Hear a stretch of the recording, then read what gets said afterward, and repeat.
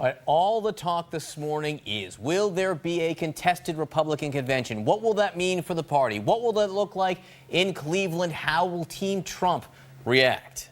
Let's bring in one man who knows something about, and has been at the center of what a lot of folks would say convention shenanigans. Former Congressman and presidential candidate Ron Paul. Congressman, it's great to see you. Thank you so much for coming in. As we've said, you've been at the center of a wild convention happenings. When you see that this race is looking more and more likely that it's heading to a contested convention, what do you make of it? Well, I think it's the same old stuff going on. It's been going on for a long time, and it did come up in the last election, but I didn't have quite as many delegates that we would have had seated than Trump has. He's much more in the driver's seat, so therefore the Republicans are risking a lot more.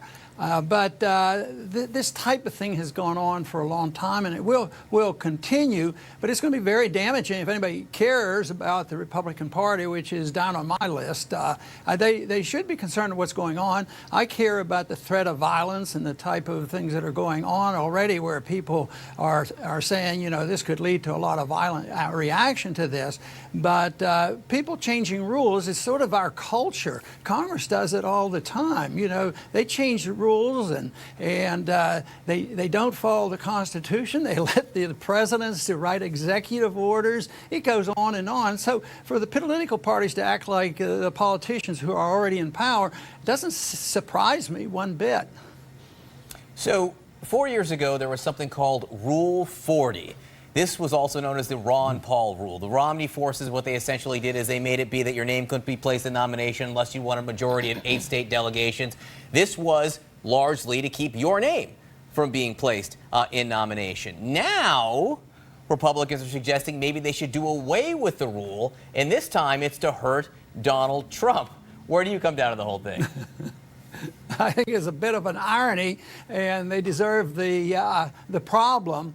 But that is exactly right. They did not want my name to come up, and so they changed the rules because we had the votes, but they would, would disallow some of the delegates, and so some of the delegates we had, they were taken away from us, and we had the numbers to allow my name to be put into nomination, but they wouldn't do it. So they're terrified of competition. Now the establishment has competition. It really looks strong, and there's a lot of people behind Trump. So this is a big problem for them, for the party, and I think it'll probably go to the floor, but I think Trump is going to win, and I wouldn't be surprised if that happens, that you're going to see another individual running, a third-party candidate, somebody that's going to be supported by the establishment-type Republicans and those who can't control Trump. So that is what they have to look forward to. Well, and this, of course, is why they're...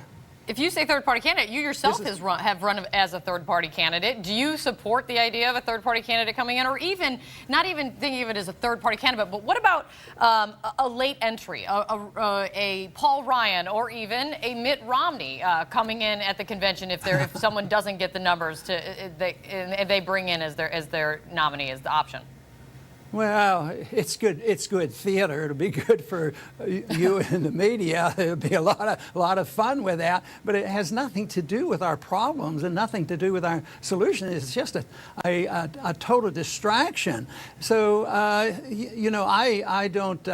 can't see that happening. That they were going to put another candidate, but they're going to try anything. But it will make absolutely no difference whatsoever. And there's not going to be any difference whether you have Trump or Hillary either, because they support the big issues. They're very much into the internationalism in our foreign policy, and they support the Federal Reserve. They don't challenge spending. But on the convention, do you support them dropping Rule 40? Well, I support getting rid of all those rules and going to Robert's Rules of Order, because I think there are 1,500 pages of rules. It's all a game they play. Nobody understands them. You have to, even with our smaller campaign, we had to have lawyers trying to help us to figure this out and see what the rules were. But they still were able, because they had the power and the authority to change rules. They rolled over us. So no, they don't need all those rules. It's more complex than running a government, but it's on purpose. purpose. They don't like to see any challenges. They're terrified of competition, especially if it's a principled competition that they're up against. Congressman, am I wrong in detecting a tone of glee in your voice? Is there a sense of schadenfreude right now that the party and the people running this convention are having some issues? Did you say greed or what? Glee, G-L-E-E, schadenfreude. Glee. Oh no. Well, it doesn't.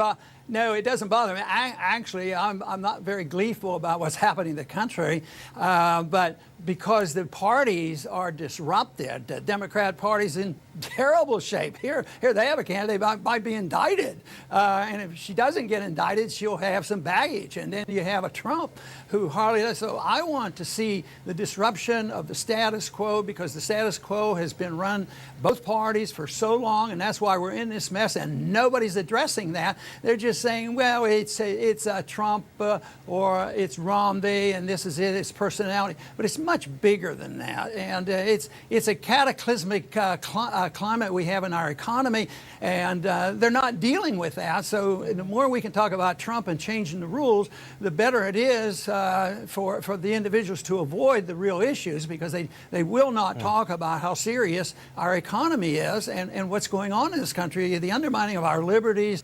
I mean, this is the kind of thing that they, I think, purposely avoid, because if they can talk about personalities, then there's no need to try to solve the problems or even describe the problems that many of us think are out there and deserve attention. Ron Paul, it's great to see you. Thanks for coming in. Thank you. Of course. Coming up for us, a hacker group says